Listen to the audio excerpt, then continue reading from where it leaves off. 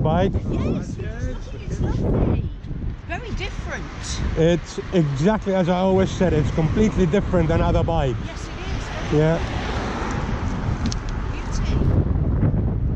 Beautiful, beautiful. Thank you very much. Very different. Yeah, we spotted it cross over the road to look. It's so nice. That's good. It's called the Husqvarna. Have you ever heard of Husqvarna? They are Swedish. Okay. And they specialize in dirt bikes. Yeah, I thought it was off-road. Yeah, and then that was the first model ever that they did in a street bike. Yeah.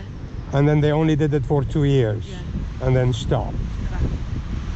Beautiful. And when you look at it, it's timeless. Because this is 2011. 2011? Yeah. Really? Exactly. Oh, that's a beaut, isn't it?